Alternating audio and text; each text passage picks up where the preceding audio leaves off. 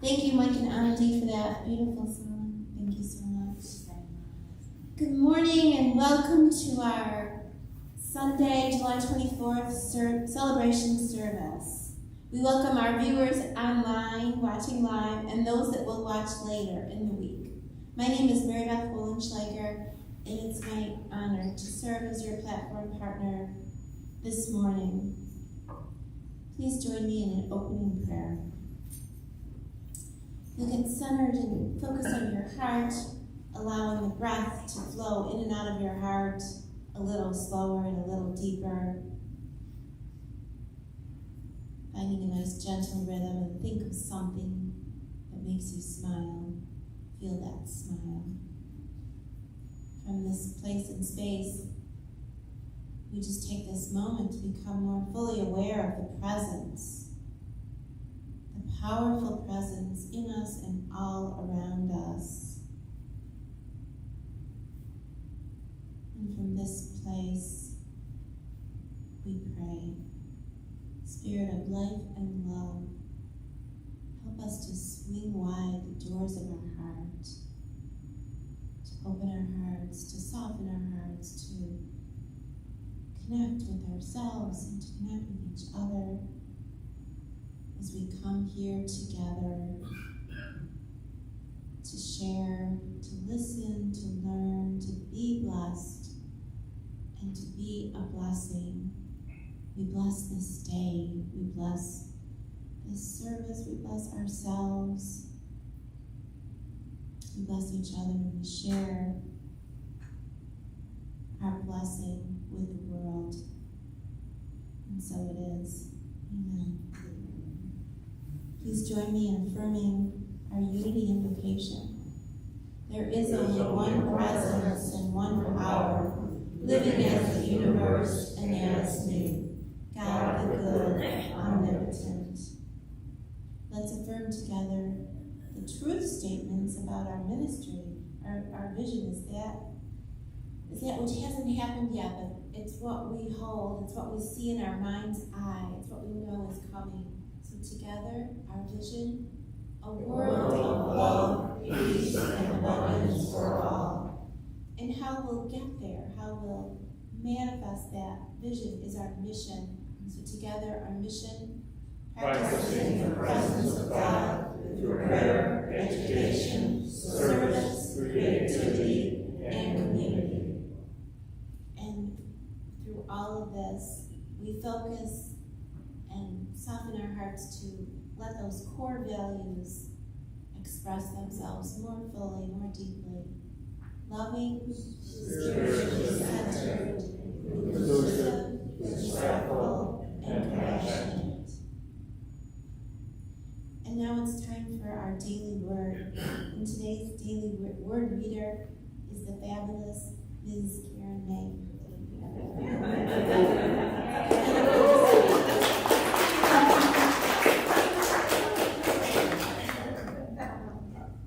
You're cute. You know. Okay, today is about loving. I am a loving, caring presence. Just as the sun shines on everyone and everything, I am a loving presence to everyone I meet. My kind words, welcoming smile, and compassionate actions all spring from the love that is part of my divine identity. Being a loving presence draws me closer to God and to all people. I want to share the love I have known throughout the seasons of my life, at heights of triumphs and joy, and the depths of loss and suffering. God is love, and so am I. No matter who I meet or what they're going through, I am loving. I bring support, kindness, solace, and comfort, and share them lavishly without thought of reciprocity. That's a tough word to say. I am the hands and heart of God in the world. Owe no one anything except to love one another, for the one who loves another has fulfilled the law. Romans 13:8. Now we all can say together, I am a loving, caring presence. Thank you.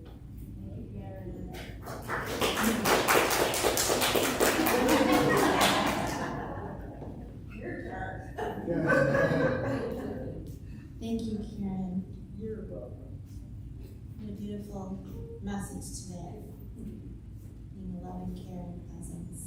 So now it's time to bless our prayer box.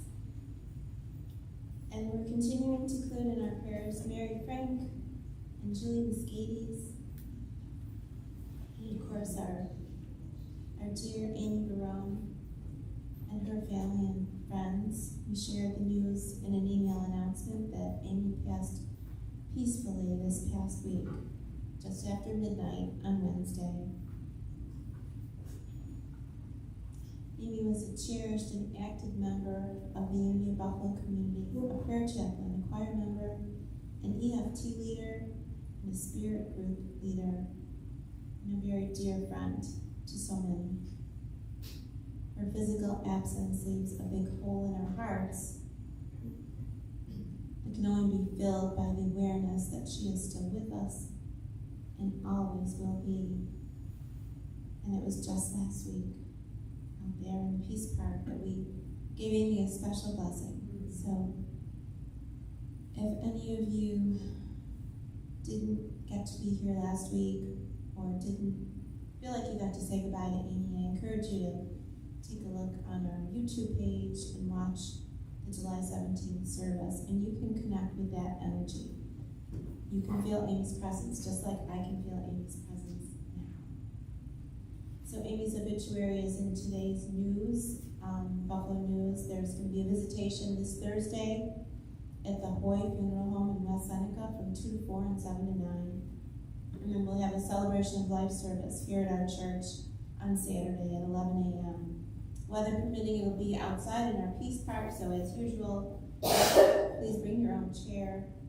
And there will be a luncheon to follow at the Foundry on Elmwood Avenue. And now I would like to... Can I say something real quick? Sure. Sure, Harriet.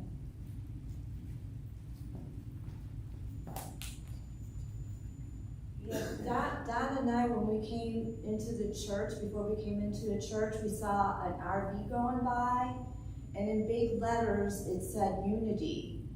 And Don and I go camping a lot, and we've never seen an RV that said Unity. So I wouldn't doubt that that's our loving Amy passing by into the heavens.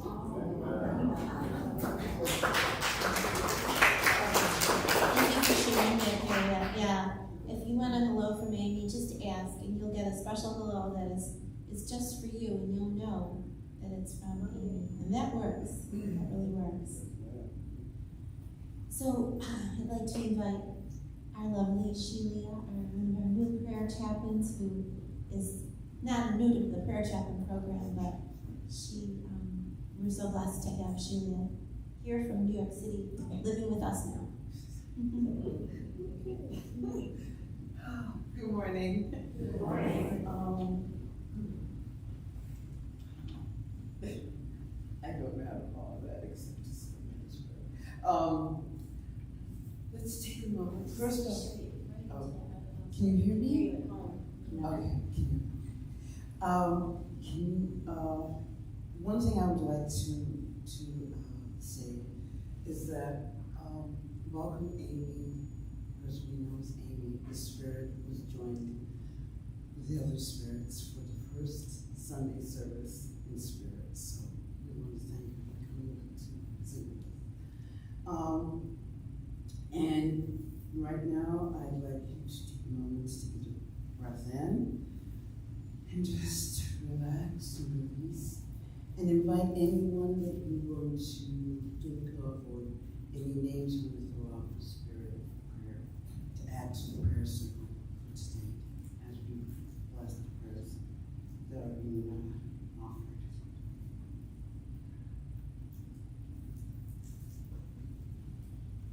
Horace, Cynthia, any names you want to say out loud, please feel free to bring it into the circle. Know that the light is surrounding all of us. And as we do this,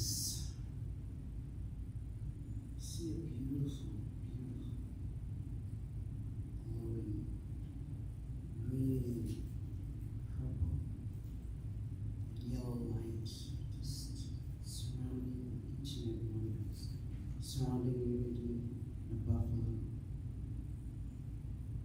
surrounding the community, surrounding those who have had their transitions, and those who are coming into the planet. Know that we rejoice in the futures of all. Notice the changes in where we were a few days ago to where we are now. And look forward to the changes coming forward. Know that we are surrounded by love, each and every one of us, and we emanate that love to each other, always, no matter what, regardless of how we may feel or simply feel, that love is still emanating and surrounding. Know that we are brought together today to celebrate life, living, and community. And know that we are grateful for being here and for the words that were passed today. Thank you, God, for us being here. Thank you, God, for us communing together. Thank you, God, for unity in Buffalo. In this world. So, after service, if you'd like prayer, I will be offering prayers in the prayer chapel section. Thank you. Thank you, Shelia, for blessing us with your beautiful heart and your prayers. And now, it is my pleasure and delight to reintroduce to you Brother Sam Radford as our guest speaker this Sunday while Reverend Mary has the day off.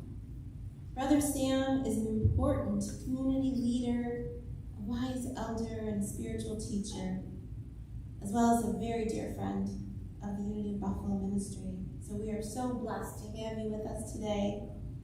And you're sharing, well, we know you go with the flow, but as of, there's this script, the title was Listening, Silence, and Experiencing the Oneness of God. But who knows what will be released from Brother Sam's lips today. So please join me in welcoming back Brother Sam.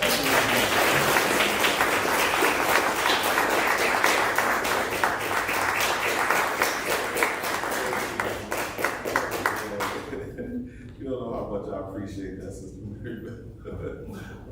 Just the freedom to allow just the presence of God to move through. It's just something I honor about being in this place. So first of all, let me acknowledge the presence of a true living God, and just the thankfulness of being able to be in the presence and be of the presence of the true living God.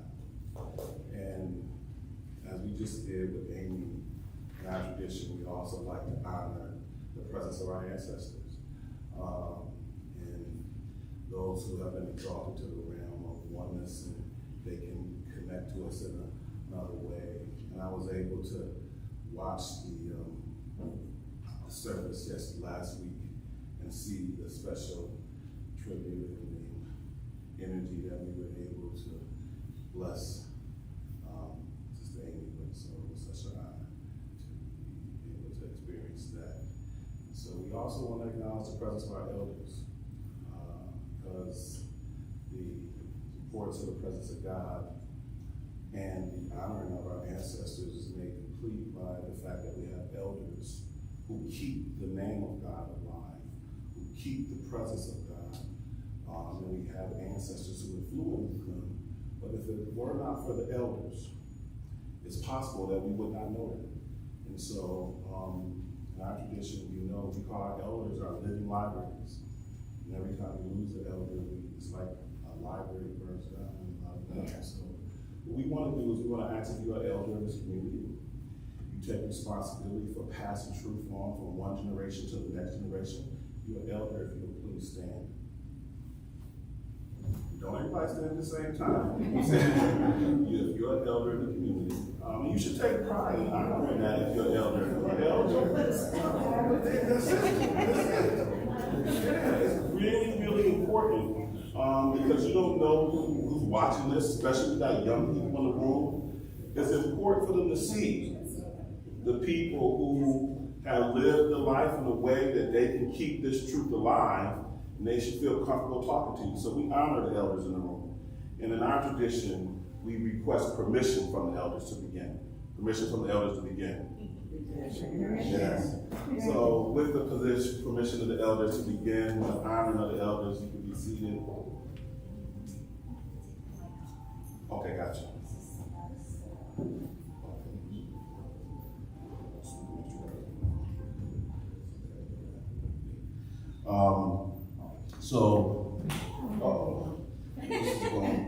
I'm gonna get control of the sound thing. I can project my voice, okay? And I will project my voice, right? I just wanna get going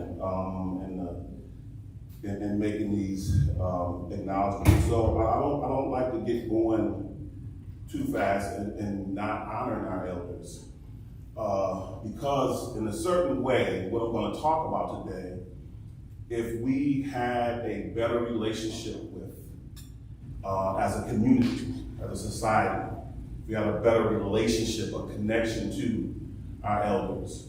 Because in so many ways, how things got to be what they are today, they were there.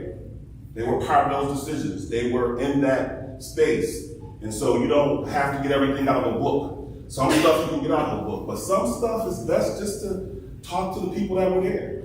Talk to the people that were part of it. We have elders in our home, and our grandparents and our great-grandparents who have so many stories of our families, that if we don't get them from them, they go with them.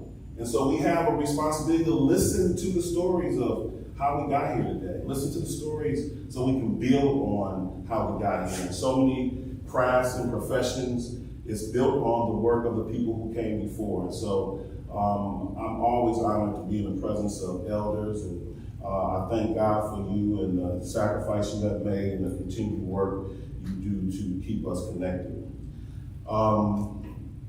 I am always prepared with a lesson. I have it all laid out here. It's all written down.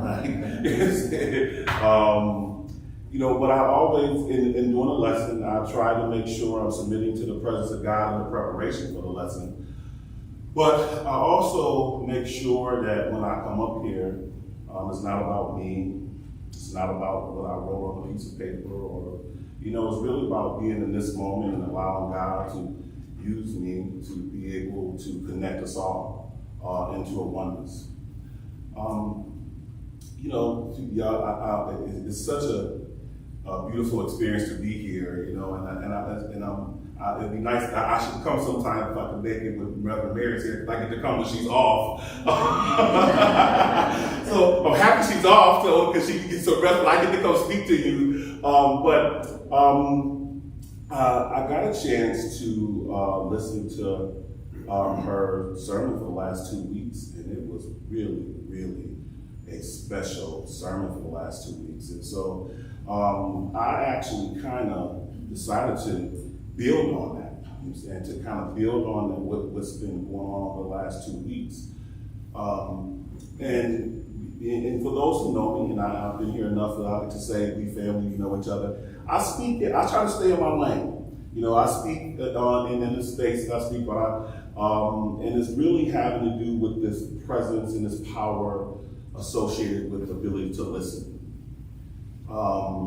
And it's connected to listening because in so many ways, we as human beings, we think we're listening.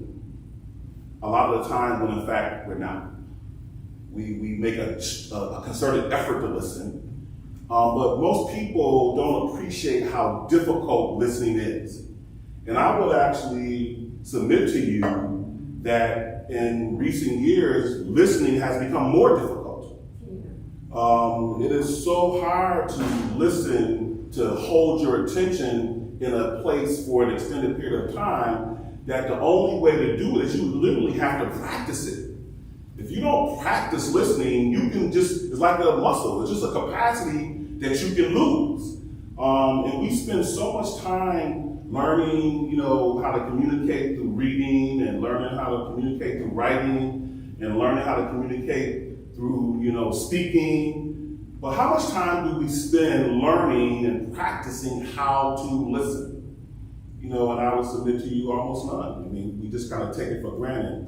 And so today's lesson starts off with listening, and connected to listening is silence, which is one of the prerequisites for being able to listen. If you can't find silence in you, no matter how hard you try to listen, it's going to be almost impossible to be successful at it. And so you have to know what the silence is to even know what listening is. So we have to spend time understanding that. But all of that is connected to this, you know, wonderful vision and mission that you share with here. You have here at Unity with experiencing the oneness of God. So what I'm going to do to start off today's lesson is I'm going to ask everybody, how many people listened to Reverend Mary over the last 2 weeks? Very good. Okay. Now, I want you to qualify listening, okay? Because I want to make sure that we have the same definition, okay? So is hearing and listening the same thing? No. Okay, good. All right. So we good on that, right? So just so for people who are new to the conversation, okay, what is the difference between hearing and listening? And I know this is not normal the way we do it, but I interact, you know what I'm saying? So I want to kind of hear back, what's the difference between, and you can just kind of say it out, what's the difference between hearing and listening? The attention you pay to what is being said by the other person. You've been here before. See, that is really good. I mean, we don't have to spend a whole lot of time with that. That's what separates. Hearing don't require your attention. It just happens all by itself. But listening is an intentional act. It requires your attention. Now, that don't sound like that's maybe that difficult until you actually try it. Because our attention, that is a fleeting thing. Like most people assume because their body is here right now, they assume they are here.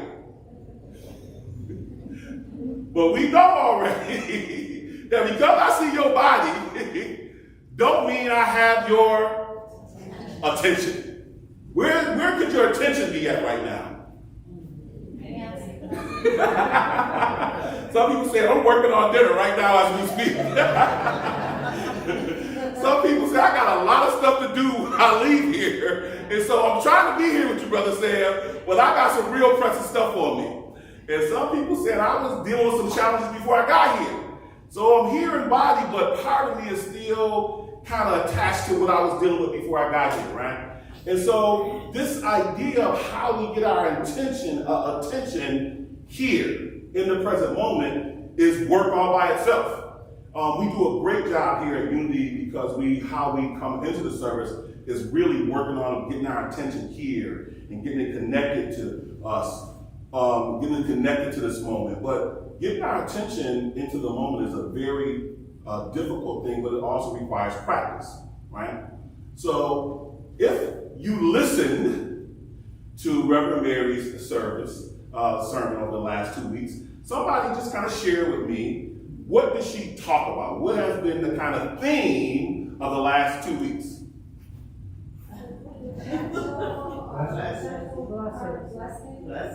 It's a blessing. As a matter of fact, it's a book by who? Anybody remember who the book by? Pierre something. Right? Yeah, Pierre something. So, I can't pronounce the name either, Provard, but The Gentle Art of Blessing by a guy named Pierre. Right?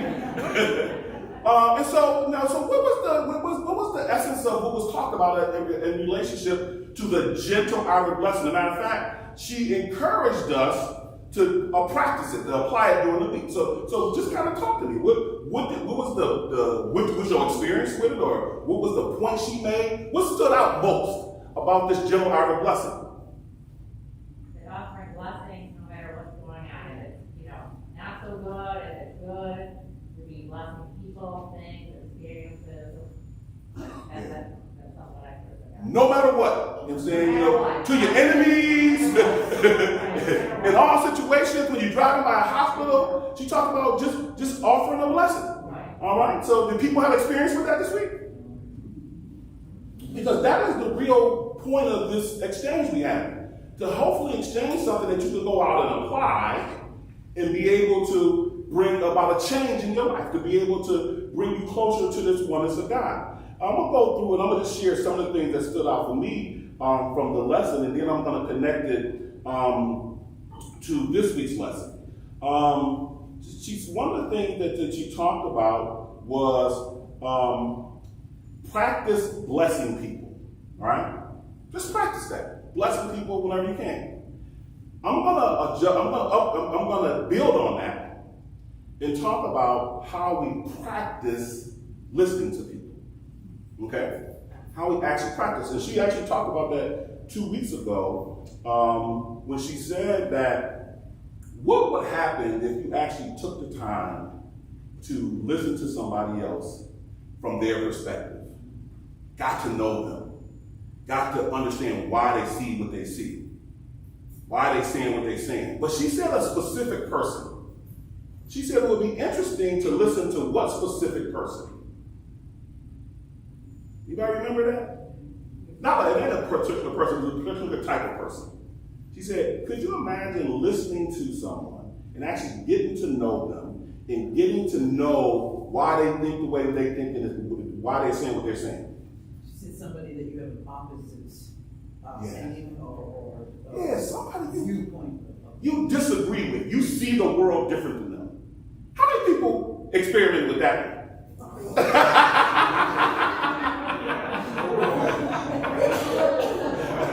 Okay, so how many people actually listened for the purpose of understanding why they think the way they think?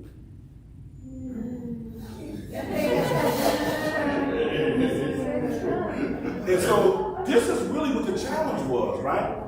And I'm going to suggest to you that that is something that if we could do it, really would change the world. Because every one of us have an experience. We have our own experience. And the way, what we think, what we feel, what we say is based on our experience. And so whose experience is invalid? No one. Whose experience is more important than anybody else's? No. So if a person is speaking to you, they're, in the modern day context, we got the conservatives and the liberals. You know what I'm saying? So the people who politics is this or politics is that. They have a legitimate perspective based on their experience. But why do they fight each other so much? I mean, why do they go at each other so hard?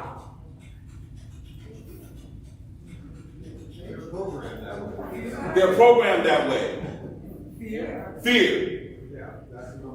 And I'm going to suggest that because the one thing they don't do is listen to each other.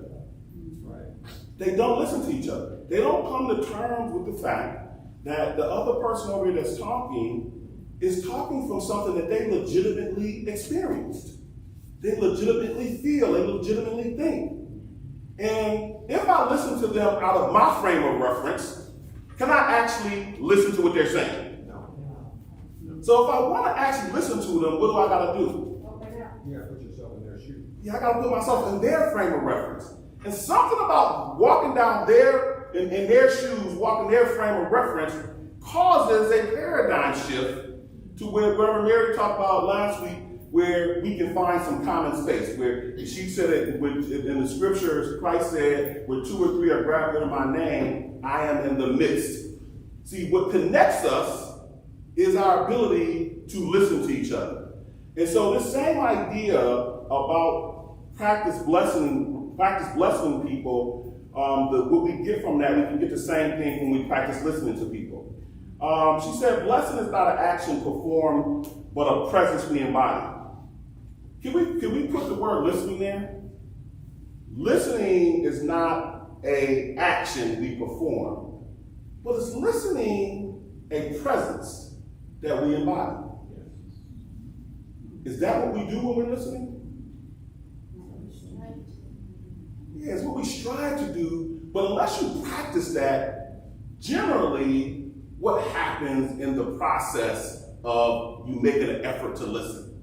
What really happens? Here we go. Matter of fact, just for some of the people who've been here before know how this works, right? But I want everybody to have experience with this, right? So for the new people, I'm going to do a quick listening exercise. And what I want you to do is it all right if I come off the podium for this piece? Y'all can still hear me okay?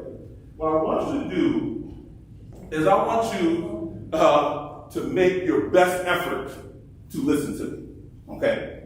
Your best effort, okay? I'm not going to do any tricks. Y'all know this. This is just an honest way to try to get you to be fully present, but it's also an honest way to get you to see how difficult it is to listen. I'm going to tell you a story. I promise you I'm going to give you the answer. There are no tricks involved. All you got to do to get the answer is listen. Okay. All right. Here we go. If you know the correct answer, I just want you to raise your hand. I don't want you to blurt it out loud. Just kind of raise your hand, okay? All right, so here we go. Mary's father has 3 children. The first child's name is April. The second child's name is May. Raise your hand if you know the name of the third child. Okay, now, here's what the first challenge is, okay? Why don't everybody have their hand raised? Let me check something. For the people who listen to me, did I give the name of all 3 children? Yes. Okay, so somebody who don't have their hand raised, did you hear me say the name of all 3 children? No. Did you hear me say the name of all 3 children? Okay. Now, okay, so if you did not hear me say the name of all 3 children, raise your hand. Okay. All right, good. I appreciate your honesty. Okay. Now, what I assure you, though, is I did say the name of all 3 children. Okay? So what I want you to do, you come here, sir. Come here for one quick. All right. Just tell me quickly the story I just told. Oh, jeez. You're giving the 3 names. Yeah, Mary's father has how many children? 3. What's the first child's name? What's the second child's name? Now, do you know the name of the third child? No. Now, do we know for sure that he knows the name of the third child? Yes. Okay. Yes. I can assume. Yes. June. June. June is a good guess. You didn't say June. Yeah, right. I didn't say June. But June would be a good guess, right? But here's a good point, though, right? We know he knows the name of all 3 children. But he don't know he knows the name of all 3 children. You see that? We know that he knows, but he don't know that he knows. Now let me ask this question. Here's a good question for everybody. If you know something and you don't know that you know it, do you know it? No. Okay, go have a seat for a second. because I gotta get us to the same place before we finish that out. You don't finish that, right? I said if you know something, but you don't know that you know it, do you know it? Okay, I'm gonna rephrase it. If you have $1 billion in the bank and you don't know it, how much do you have in the bank? Wait. How can you have nothing in the bank? Wait. Okay, wait. So, see, I will tell you, having money in the bank and not knowing you know it is different than not having money in the bank.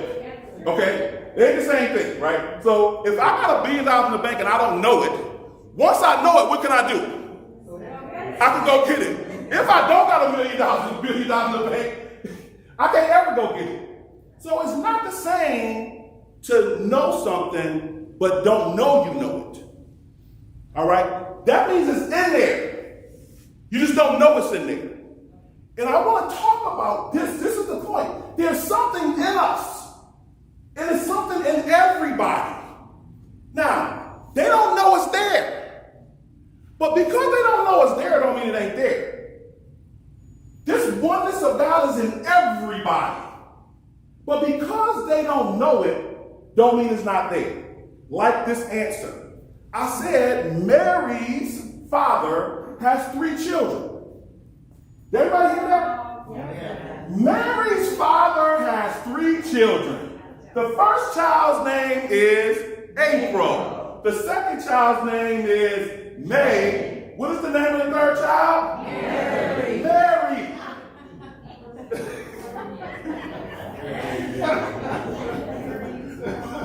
Was there any tricks involved there? What's the trick? You have to listen. Yeah, that's not a trick. You said you were listening. You said you were listening. So where's the trick at? You're expecting something. We weren't listening. We were kind of expecting where you were going. Yeah, see. Making some assumptions. See, listening's a very simple thing. It's not complex. It don't require anything from you but full presence. And then to reflect on what I actually said. But sometimes, especially when there's a pattern to what you're saying, I heard April, May, it kind of is probably June. So you don't even use your listening skills now. You just stop thinking and you just kind of go to what you assume. And that's what happens when we're trying to listen. See, our mind begins to get involved and we start making assumptions instead of just going by what the person is telling us. Because listening is a practice. You got to really work at it, right? So I want to give you a second chance. Okay? Second chance. Okay. All right. One more chance. Okay. All right. This is another kind of listening. And it requires, I'm going to do this one first. All right. Here's real quick. We'll do another one, then we do that one last. Okay? So, is everybody listening? Okay. I'm not talking about the listening you was doing before. I'm not talking about that kind of listening. I'm talking about listening, you fully present listening. Okay, here we go. You're driving a bus. And at the first bus stop, 5 people get on the bus. Second bus stop, 4 people get off the bus. Last bus stop, 3 people get on the bus. Raise your hand if you know who the bus driver is. Okay, see, here we are, everybody. We don't got everybody's hand raised, right? But here it is, though, everybody. Did I tell everybody who the bus driver is? Yes. Is there any secrets? No. I mean, did who the bus driver is come out of my mouth? Yes. It absolutely came out of my mouth. So who has the courage to say, Sam, you did not say who the bus driver is. I know for sure you did. Who don't know who the bus driver is? Raise your hand if you do not know who the bus driver is. All right, come on. All right. Tell me the story I just told. Okay. Mm-hmm. The bus driver's driving the bus. Mm-hmm. 4 people get on the bus. 5 people got on the bus. 5 people got on the bus. Mm-hmm. Then 4 people got off. 4 got off. And then 3 got on. And 3 got on. So she got most of the story right, didn't she? So she was really making an honest effort to listen. But she missed the very first word out of my mouth, didn't she? You're right. Yeah, see, the very first word out of my mouth, thank you, you know what I'm saying? The very first word out of my mouth, just like the other story, was, I said, what was the very first word out of my mouth? My first word out of my mouth. You. I said, you are driving a bus.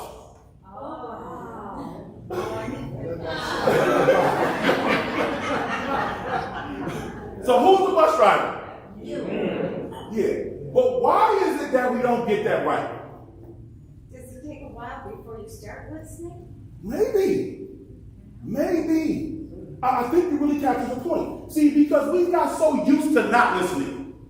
I mean, I got a huge family. I got a lot of kids. And so part of that is learning how not to hear all that stuff. Right? So we got so used to not listening that our starting point when we sit down with each other is not actually listening to each other. Generally, when we are talking to one another, what is going on while the other person is talking to us? Yeah. Are we listening to understand the other person?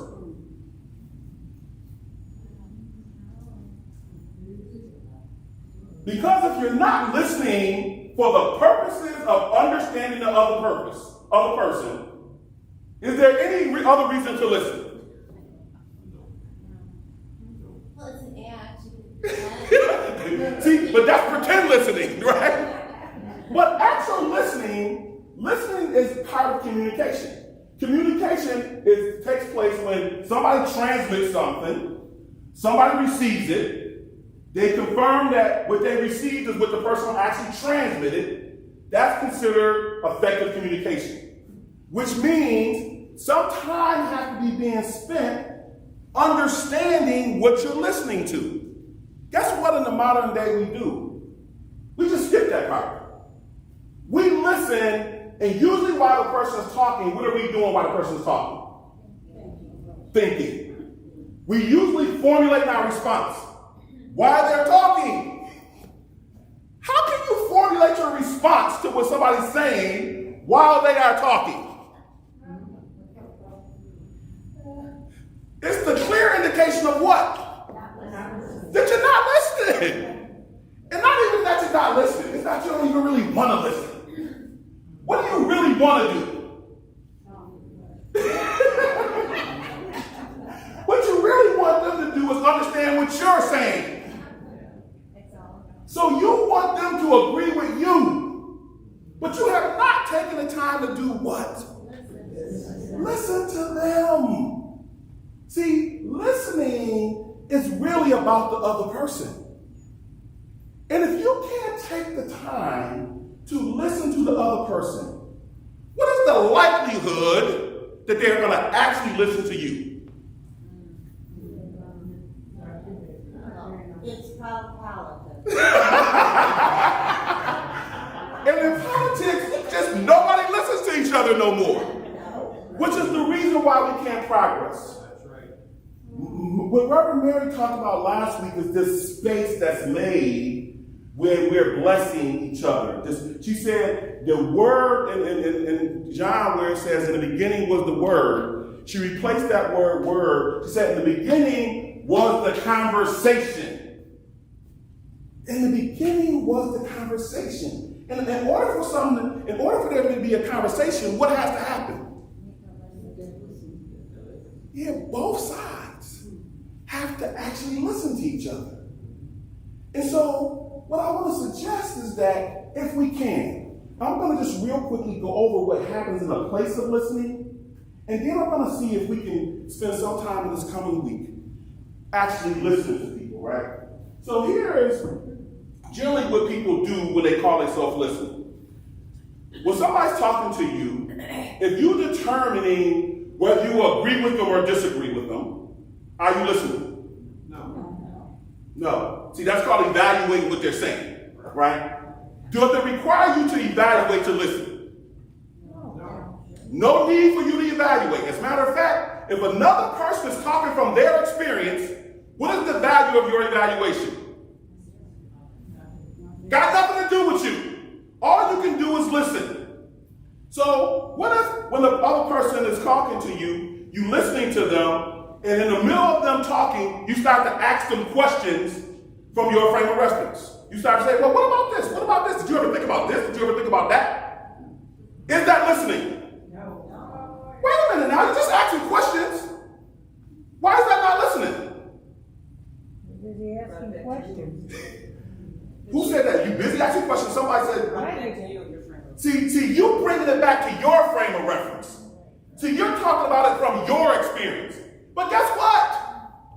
You're not talking. It's not about your experience. It's just about their experience. You don't got to do any probing. Some people probe in the name of listening. They're not listening, they're probing, right? From their frame of reference. They're not listening yet. What about in the course of listening to them, you listening to them, but what you're really trying to do is figure out how to best advise them, to give them advice on what they should or shouldn't do.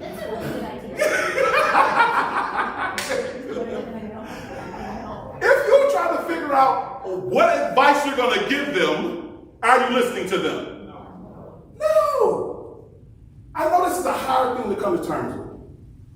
But usually the person talking, I'm just asking, put in the form of a question. Usually who has the most information about the person's situation? They do. So at the end of the day, who is the one that's best able to solve their problem? They are. So if you help them by just listening to them, let them hear themselves, let them kind of work out their own thoughts, that's going to put them in the best position to act on what's going on inside of them. But what happens when you, in the middle of their frame of reference, their experience, you inject your experience? Well, here's what happened to me. Here's my advice. Matter of fact, let me tell you what. I see what you're saying. I went to the doctor, and the doctor, told me my eyesight wasn't good, and he gave me these glasses. Why don't you use these glasses too? That's going to make things better for you too. Ain't that right? The glasses work for me, they should work for her too, right? No. What you mean no? I'll put these glasses, whoa, see, I see better already. And that's you. Wait a minute, stop. If it worked for me, it should what? It should work for you too, shouldn't it? No. Uh-oh, but is that how we think when we give people advice? No. We assuming that what worked for me is what? But is that the truth? See, that's my prescription. You got to help the person get their prescription, and they ain't always the exact same. The last thing we do is, while the person is talking, we look at what their motives and behaviors are. You know what? This is the reason why that's happened to you. This is what's going on behind that. You start interpreting and analyzing their motives and behaviors. Why do we do that? Why do we interpret and analyze people's motives and their behaviors? Why do we do that? Control. But we nudge them from whose frame of reference? See, the objective. And that's the position we take. I am objectively giving you my advice. You might have the ancestors behind you who are telling you something. And I know that more than I can even explain, Mother. But before you can do that, it requires you to fully listen to somebody. Because if you begin to give them those answers before they've got to a place where they've asked for them, where they begin to have a real question that you can point them in a direction. Because my grandmother used to say it this way. She used to say, you learn the dance by doing the dance. I can't tell you to dance and you learn to dance. How do you learn to dance? See, you learn by actually doing the thing. You can't learn from my experience. I can't eat and you get full. You understand where I'm coming from? See, when I eat, I get full. So you gotta point the person to have their own experience. That's when they'll know. They won't know because you told them. They won't know because his ancestors told them. If they have a real questions, they'll know because of what their experience is. And that's really what we kind of point them to. So let me end with saying, instead of doing the first level of listening, which is ignoring people, you're not listening at all. The second level of listening, which is you pretend like you're listening. But you ain't really listening, right? Or the third level of listening, you listening, but you just listening to a part of what they're saying. When they say something you agree with, you're like, oh yeah. But everything else is just kind of going one ear out the other ear. Then, or you do with this, the attentive listening. You sit there and you're paying real close attention. Yeah. But you're only listening to it from your frame of reference. You're not really walking in the other person's shoes. The final way, and the last point is empathic listening. You really listen, and this is where listening starts to take place. You can't start listening until you can get into the other person's shoes. So just like when Reverend Mary talked last week about identifying that person who you disagree with, and try to find out how to bring God in the middle of y'all. How do you get God in the middle of the person you disagree with? You have to understand in real terms that they're talking out of something that they experienced. They don't have to agree with you. As a matter of fact, if they're being authentic, should they agree with you? No. My grandmother said, no two people are exactly alike. She said, matter of fact, if two people are exactly alike, one of them ain't necessary.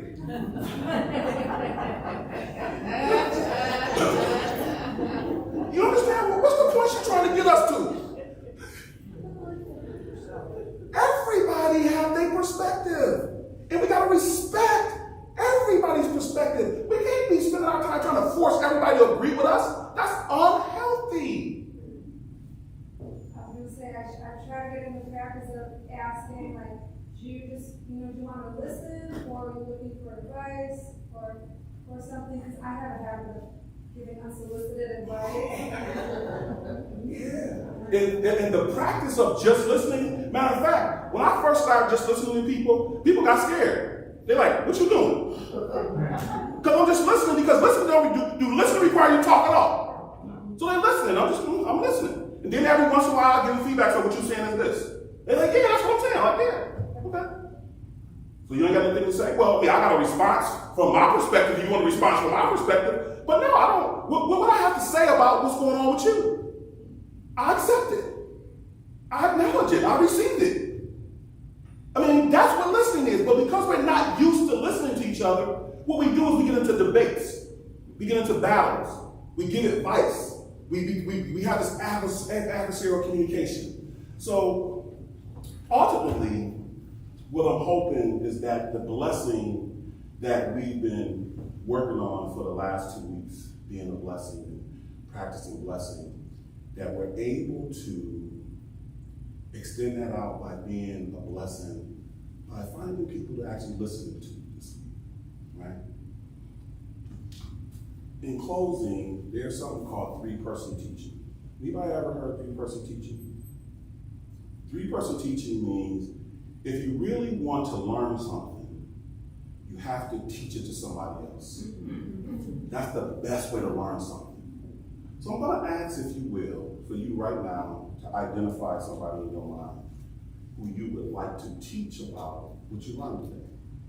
Just to teach about, what actually listening is, the difference between hearing and listening. Can everybody think of one person you can share this with?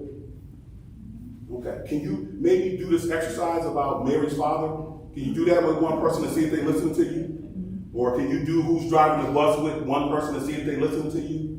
And then just teach the person that what we want to do is we want to create a world in a place where we all can be listened to. And we can all listen to each other, because so rarely now have we found spaces where we actually listen to.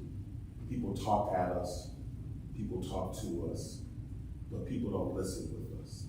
And my prayer is that, coming from this lesson this week, you're able to listen to someone else, but even more importantly, you're able to find somebody to listen to you. Amen. Thank you.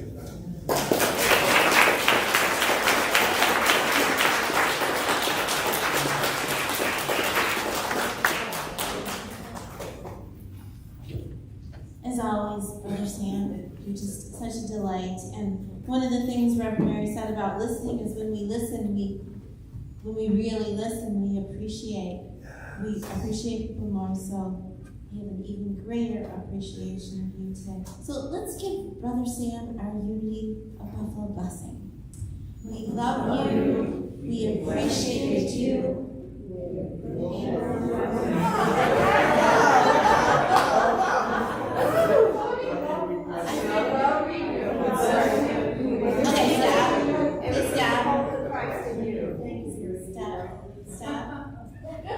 Rewind. You're blessed, Sam, no matter what. Can we do it one more time? Yes. We love you. We bless you. We appreciate you. And we hold Christ in you.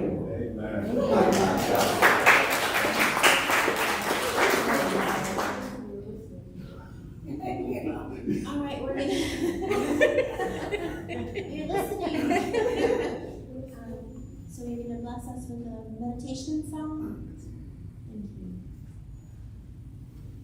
you.